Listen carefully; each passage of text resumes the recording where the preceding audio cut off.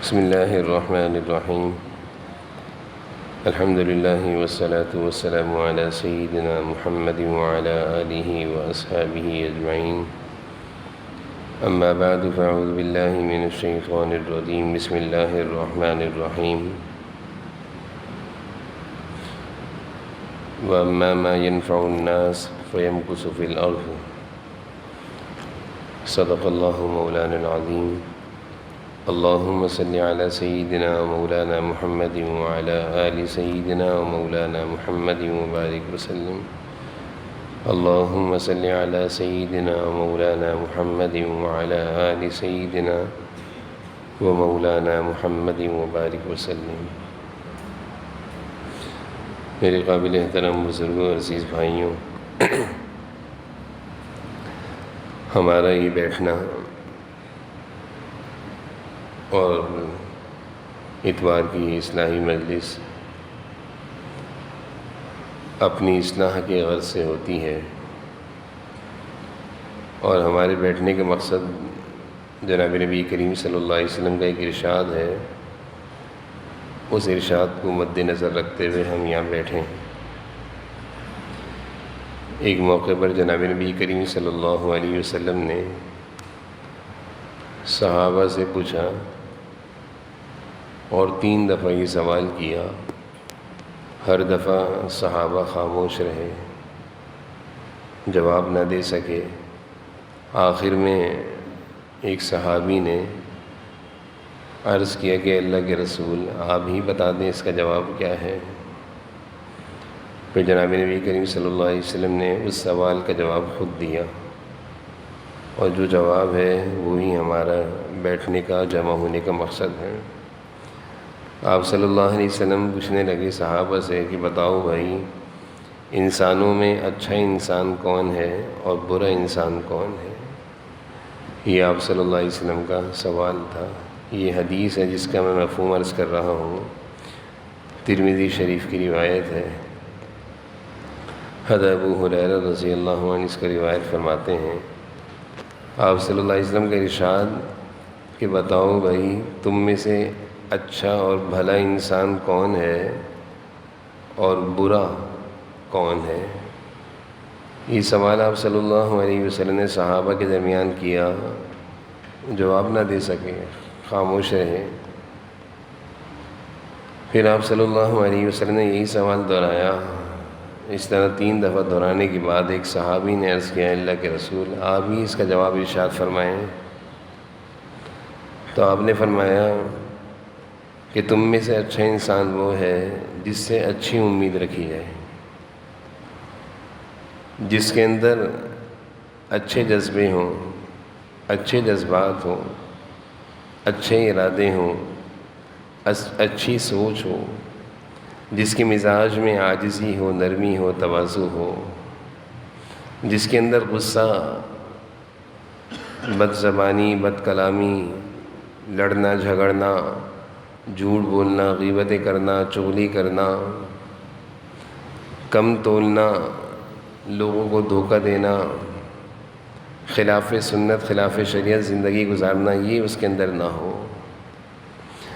ہر ایک اس سے اچھی امید رکھتا ہو کہ مجھے اس سے فائدہ پہنچے گا، نقصان نہیں پہنچے گا، یہ مجھے فائدہ تو دے سکتا ہے، نفع تو دے سکتا ہے، لیکن مجھے نقصان کی اس سے کوئی امید نہیں۔ یہ حضور صلی اللہ علیہ وسلم نے اچھے اور بھلے انسان کی خود تشریح فرمائی، اور فرمایا کہ برا شخص وہ ہے کہ جس سے بری امید رکھی جائے، برائی کی امید رکھی جائے اور نفع کی کوئی امید نہ رکھی جائے۔ یعنی ہر شخص اس سے ڈرتا ہو کہ پتہ نہیں میرے ساتھ کچھ کر نہ جائے، نقصان نہ دے جائے، نقصان نہ پہنچا دے، جانی مالی نقصان نہ دے دے۔ اس کی زبان سے دکھ دینے والے، تکلیف دینے والے جملے نکلتے ہوں، جھوٹ بولتا ہو، چغلی کرتا ہو، جھوٹی گواہیاں دیتا ہو، جھوٹی قسمیں کھاتا ہو، اپنی ذات سے لوگوں کو تکلیف دیتا ہو، آپ نے فرمایا یہ برا انسان ہے۔ یہ حضور صلی اللہ علیہ وسلم نے ارشاد فرمایا کہ اچھا انسان، بھلا انسان اور ایک برا انسان، یعنی آپ نے انسانوں کی دو تقسیم کر دی۔ معلوم رحمۃ اللہ علیہ مثنوی شریف بہت مشہور کتاب ہے، بہت پیاری کتاب ہے۔ جلال الدین رومی رحمۃ اللہ علیہ بہت بڑے اللہ والے ہیں۔ ترکی میں ایک علاقہ ہے جس کا نام ہے کنیا شریف، وہاں کے رہنے والے ہیں، اور وہیں حضرت کا مزار اور قبر بھی ہے۔ جو لوگ جاتے ہیں ترکی زیارتوں کے لیے تو وہاں کے زیارت کرانے والے کنیا شریف بھی لے کر جاتے ہیں، وہاں جلال الدین رومی رحمۃ اللہ علیہ کی مزار پر۔ بہت بڑے اللہ والے تھے اور عجیب زندگی کے ان کے واقعات ہیں۔ ان کی کتاب مثنوی شریف بہت مشہور ہے، بہت مشہور ہے، بہت زیادہ پڑھی جانے والی کتاب ہے۔ تو ایک صاحب ابھی اپنا حال دل بیان کر رہے تھے، ترکی گئے تھے، وہ کہہ رہے میں ترکی میں بہت جگہ گیا، استنبول بھی گیا، سب جگہوں پر گیا، بہت بہترین جگہیں ہیں۔ کہہ رہے ہیں کنیا شریف میں جب میں مولانا جلال الدین رومی رحمۃ اللہ علیہ کے مزار پر گیا تو وہاں پہ ایک مسجد بھی ہے، وہ مسجد سے قریب میں ان کی قبر ہے۔ اللہ والوں کی قبروں پر انسان جاتا ہے، مقصد قبر پہ جانے کا یہ نہیں ہے کہ اس قبر والے سے کچھ مانگنا ہوتا ہے، بلکہ اللہ تعالیٰ کی جو رحمتیں و برکتیں ان پر اتر رہی ہوتی ہیں وہ کچھ ہم پر بھی اتر جائیں، اور ان کی قبر پر جا کر یہ سبق لینا ہوتا ہے کہ کتنی پیاری زندگی گزار کر گئے، ہمیں بھی اللہ تعالیٰ ایسی زندگی گزارنے کی توفیق دے۔ جناب نبی کریم صلی اللہ علیہ وسلم بھی قبرستان جایا کرتے تھے موت کی یاد کے لیے۔ تو بہرحال وہ صاحب کہنے لگے جب ہم کنیا شریف گئے اور وہاں جلال الدین رومی رحمۃ اللہ علیہ کی قبر پر گئے، وہاں قریب میں مسجد تھی، وہاں بیٹھے تو کہتے ہیں وہاں سے نکلنے کو دل نہیں چاہ رہا تھا، اتنا سکون تھا، اتنا سکون تھا، اتنی خاموشی تھی، اتنا اطمینان تھا کہ ایسا لگتا تھا کہ جس سکون اور اطمینان کی تلاش میں ہم پاگل ہوئے پڑے ہیں وہاں جا کر وہ سکون اور اطمینان ہمیں مل گیا۔ تو کہتے ہیں سارا ترکی گھومنا ایک طرف، کنیا شریف میں معروم رحمۃ اللہ علیہ کی مسجد میں نماز پڑھنا اور نماز کے بعد بیٹھنا ایک طرف، ایسا لگا کہ جیسے سکون ہمارے پاس ہے ہی نہیں اور یہاں مل گیا۔ تو یہ سکون اللہ تعالیٰ نے ان کی زندگی کے بعد، ان کے جانے کے بعد آج بھی لوگ ان کی قبر کے پاس جا کر وہ سکون محسوس کر رہے ہیں۔ اندازہ کیجئے کہ ان کی زندگی میں جو ان کے پاس بیٹھتے ہوں گے ان کو کتنا سکون ملتا ہوگا، اور اس سے زیادہ اندازہ کیجئے کہ ان کے اندر خود کتنا سکون ہو، خود کتنا سکون ہو۔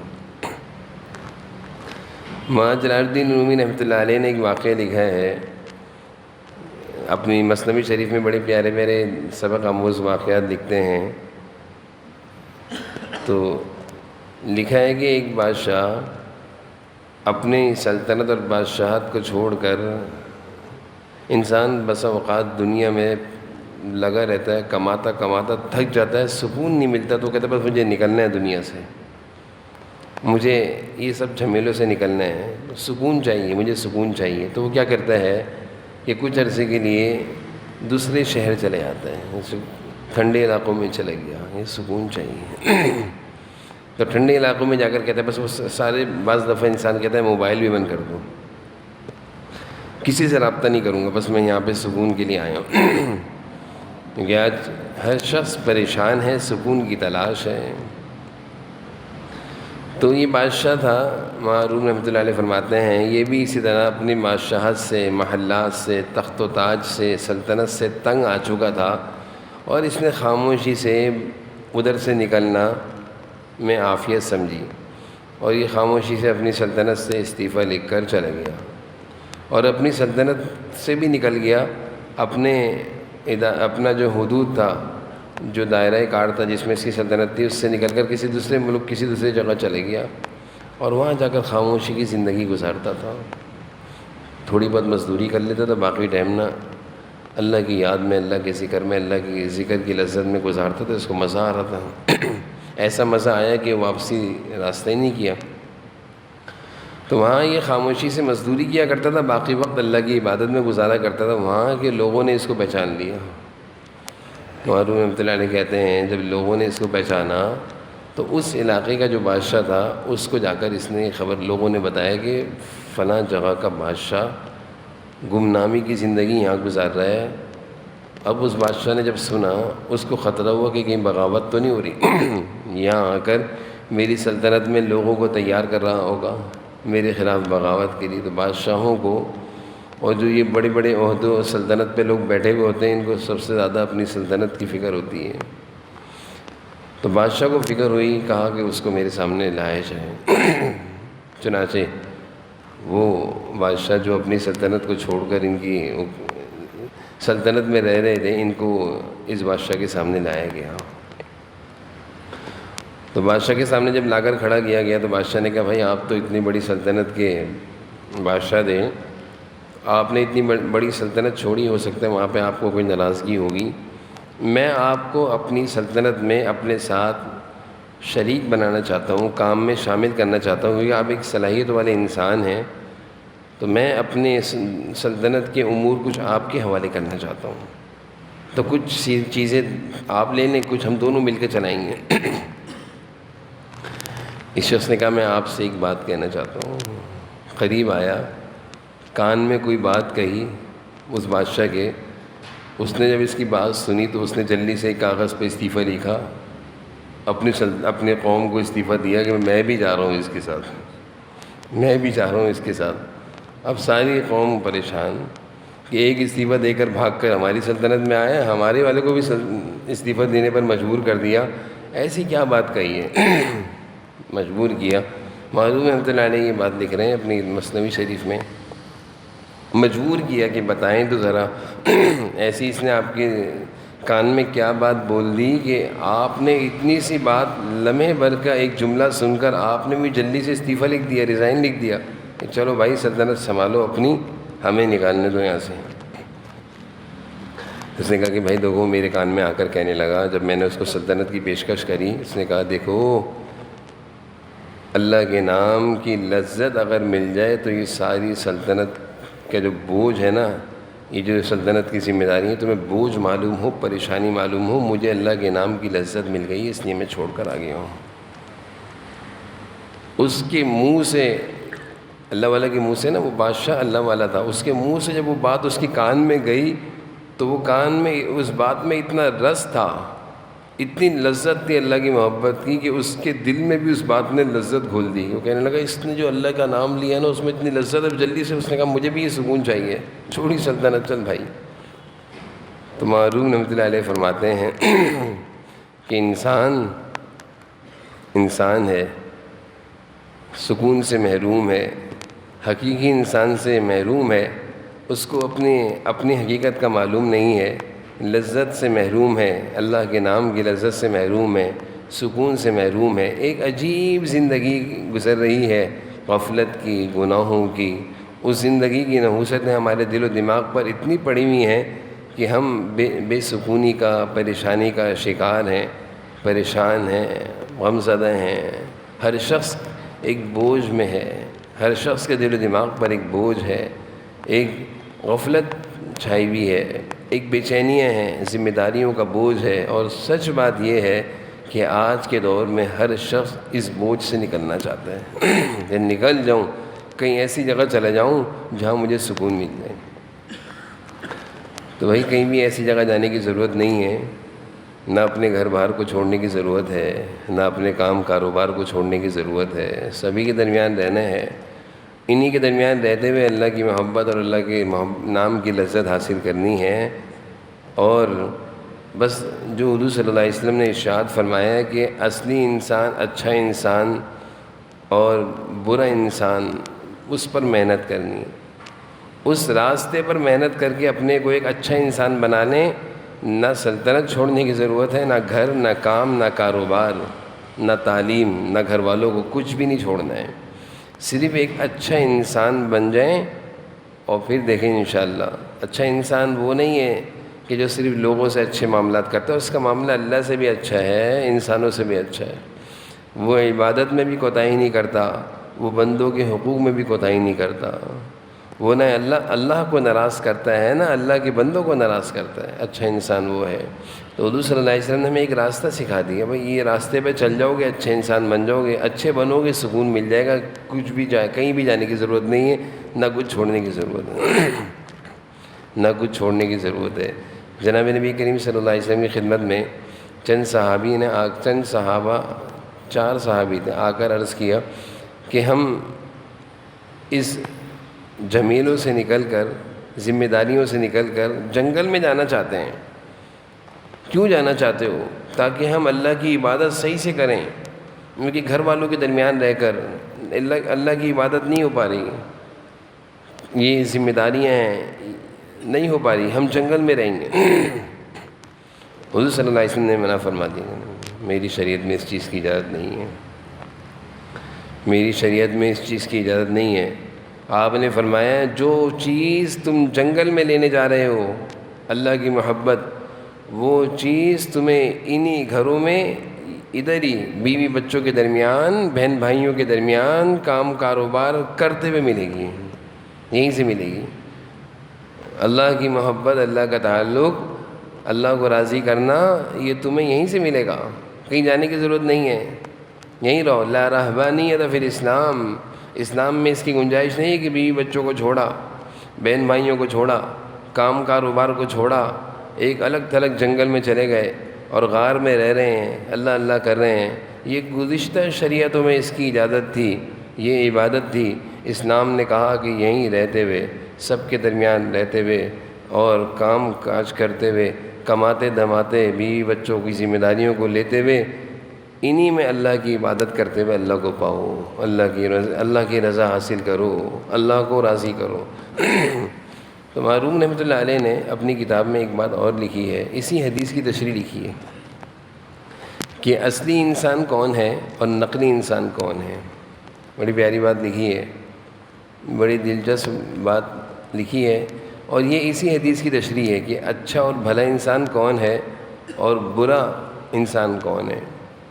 آپ نے فرمایا کہ معروف رحمۃ اللہ علیہ فرماتے ہیں کہ ایک بازار، اس بازار میں بے تحاشا لوگ بھرے ہوئے ہیں، کاروبار کر رہے تھے، دن کا اجالا تھا، 12 بج رہے تھے، روشنی ہی روشنی تھی، بازار بھی کھچا کھچ بھرا ہوا تھا، دکانداری کر رہے تھے، خریدار خریداری کر رہے تھے، ایک عجیب گہما گہمی تھی، شور شرابہ تھا، اور یعنی اللہ تعالیٰ کی طرف سے سورج کی روشنی سے بازار روشن تھا۔ اتنے میں ایک آدمی کو دیکھا اس بازار میں کہ چراغ لیے کچھ تلاش کر رہے ہیں، چراغ لیے اس بازار میں کچھ تلاش کر رہے ہیں۔ تو اس سے کسی نے کہا کہ بھائی بابا جی، ایسی کون سی چیز ہے جو سورج کی روشنی میں نظر نہیں آ رہی، جو تم چراغ لے کر نکلو اس میں نظر آئے گی؟ جیسے ابھی سورج کی روشنی ہے، اس روشنی میں کوئی روڈ پہ چراغ جلائے کہ چلے؟ بیوقوف کہیں گے لوگ۔ تو بابا جی دیکھیے اللہ والے تھے، ان سے کہا، معروف رحمۃ اللہ علیہ نے واقعہ اپنے کتاب میں بیان فرمایا کہ بابا جی ایسی کیا چیز ہے جو سورج کی روشنی میں نہیں دکھ رہی، جو چراغ کی روشنی میں تم تلاش کر رہے ہو؟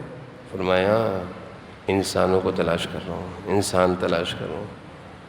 سوال کرنے والے پریشان ہو گئے ہیں، سارا بازار انسانوں سے بھرا ہوا ہے، سورج کی روشنی میں انسان نہیں دکھ رہے، یہ کوئی جانور ہیں کیا؟ یہ کوئی جانور ہیں جو آپ کو انسان نظر نہیں آ رہے؟ کہا کہ آدمی تلاش کر رہا ہوں، آدمی تلاش کر رہا ہوں۔ کہنے لگے بھائی سارا بازار آدمیوں سے بھرا ہوا ہے، ایسا کون سا آدمی، ایسا کون سا انسان تلاش کر رہے ہو کہ جو تمہیں سورج کی روشنی میں نظر نہیں آ رہا اور تم اس کو چراغ کی روشنی میں تلاش کر رہے ہو؟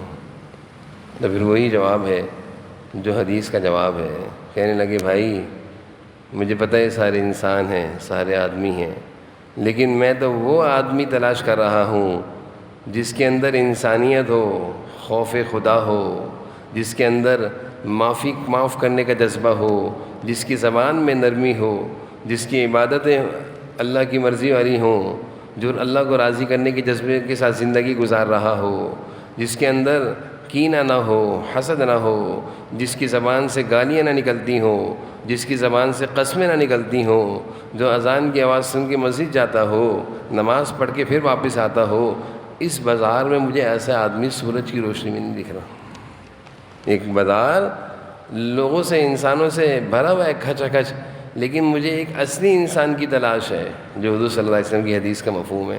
مجھے ایک اصلی انسان کی تلاش ہے۔ یہ تو سارے نقلی انسان ہیں، جیسے دو سیب رکھے ہوئے ہوں، ایک نقلی سیب ہو اور ایک اصلی سیب ہو، دونوں سیب ہیں، دیکھنے والا کہے گا دونوں سیب ہیں، دھوکہ بھی کھا جائے گا۔ بس اوقات جو نقلی ہوتا ہے وہ زیادہ اچھا معلوم ہوتا ہے، اور جو اصلی ہوتا ہے وہ دیکھنے میں کچھ برا۔ تو دونوں سیب ہیں اور دونوں کو سیب کہا جا رہا ہے، لیکن جو اصلی سیب ہے اس میں لذت بھی ہے، اس میں ذائقہ بھی ہے، اس میں مٹھاس بھی ہے، اس میں پیٹ بھرنے کی صلاحیت بھی ہے، اس کو کھا کر جسم میں طاقت بھی آئے گی۔ اور جو نقلی سیب ہے وہ صرف ظاہری سیب ہے۔ نقلی انسان جس کے دل میں خوف خدا نہیں ہے، صبر نہیں ہے، شکر نہیں ہے، قناعت نہیں ہے، عاجزی نہیں ہے، جس کے اندر غصہ ہے، کینہ ہے، غیبت ہے، یہ نقلی سیب ہے، اس میں ذائقہ اور لذت نہیں ہے۔ اصلی سیب کیا ہے؟ کھاؤ گے تو مزہ آئے گا۔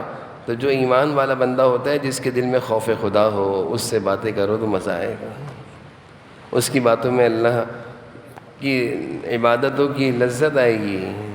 تو محروم رحمۃ اللہ علیہ نے اس حدیث کو اس طرح سمجھایا، اور کتنے پیارے انداز میں سمجھایا ہے، اور مثالوں کے بادشاہ کہا جاتا ہے۔ اللہ والے تھے، ان کی باتوں میں آج بھی مزہ آتا ہے، کئی سو سال ہو گئے، آج بھی ان کی باتوں کو اسی طرح لذت سے پڑھا جاتا ہے، سنا جاتا ہے کہ انسان کیسا ہونا چاہیے۔ تو بھائی ساری باتوں سے ہمیں خود فیصلہ کرنا ہے کہ ہم نے کیسا انسان بننا ہے۔ اس مجلس میں بیٹھنے کا مقصد، جیسے میں نے شروع میں عرض کیا، وہ یہی ہے کہ ہم نے ایک اچھا انسان بننا ہے، ہم نے ایک اچھا انسان بننا ہے۔ ہم نے یہ نہیں دیکھنا کہ وہ ایسا ہے میں بھی ایسا ہو جاؤں، وہ جیسا بھی ہو میں تو اچھا ہو جاؤں، وہ میرے سے لڑتا رہتا ہے میں بھی لڑوں گا تو برابر ہو گئے۔ وہ جھوٹ بولتا ہے، جھوٹ بول کر سودا بیچتا ہے، ساری مارکیٹ میں جھوٹ چل رہا ہے تو میں بھی جھوٹ بولوں۔ وہ قسمیں کھاتا ہے میں بھی قسمیں کھاؤں، فرق کیا رہ گیا؟ اچھے اور برے انسان کا فرق کیا رہ گیا؟ تو اچھا انسان وہ ہے جس سے اچھی امید رکھی جائے، جس کے اندر اچھے جذبے ہوں۔ تو حضور صلی اللہ علیہ وسلم کی یہ حدیث بھی سامنے آ گئی، اور آپ صلی اللہ علیہ وسلم کی اس حدیث کی تشریح محروم رحمۃ اللہ علیہ نے بڑے اچھے انداز میں کر دی۔ اللہ تعالیٰ ہمارے دلوں میں ان باتوں کو اتار دے، اور اللہ تعالیٰ ہم سب کو حضور صلی اللہ علیہ وسلم کے اس ارشاد کے مطابق ایک اچھا انسان، ایک بھلا انسان بنا دے۔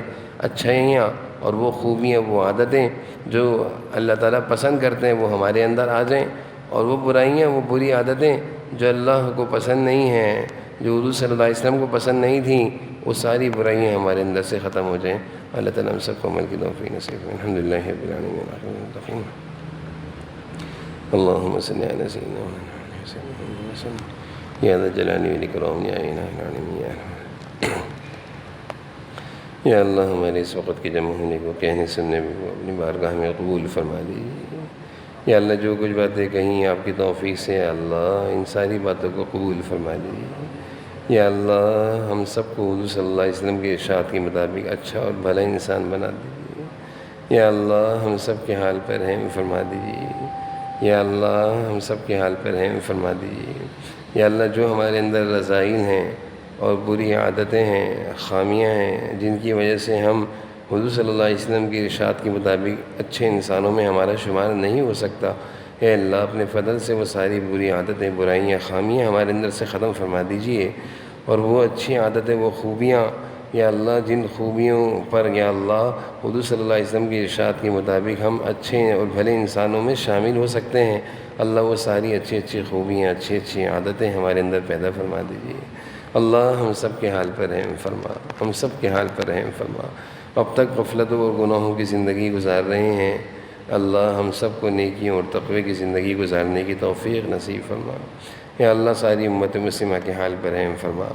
یا اللہ ساری امت مسلمہ کے حال پر رحم فرما، سارے پریشان حالوں کی پریشانیوں کو دور فرما، سارے بیماروں کو صحت و عافیت نصیب فرما، سارے ضرورت مندوں کی ضرورتوں کو پورا فرما۔ یا اللہ جو مظلوم ہیں، مظلوم مسلمان ہیں غزہ اور فلسطین کے، سب کو عافیت نصیب فرما، غیبی مدد و نصرت فرما، غیبی مدد و نصرت فرما۔ اللہ ان کی حفاظت فرما، ان کو عافیت نصیب فرما۔ بیت المقدس کی، مسجد اقصیٰ کی، مسجد حرام بیت اللہ شریف کی، مسجد نبوی مدینہ منورہ کی حفاظت فرما، حفاظت فرما۔ یہود و نصارہ کے شر سے، ان کی سازشوں سے حفاظت فرما۔ سارے عالم اسلام کی، مسلمانوں کی اور تمام مساجد مدارس سب کی حفاظت فرما۔ ربنا تقبل منا انک انت السمیع العلیم وتب علینا انک انت التواب الرحیم۔ صلی اللہ علیہ نبی الکریم علیہ وسلم۔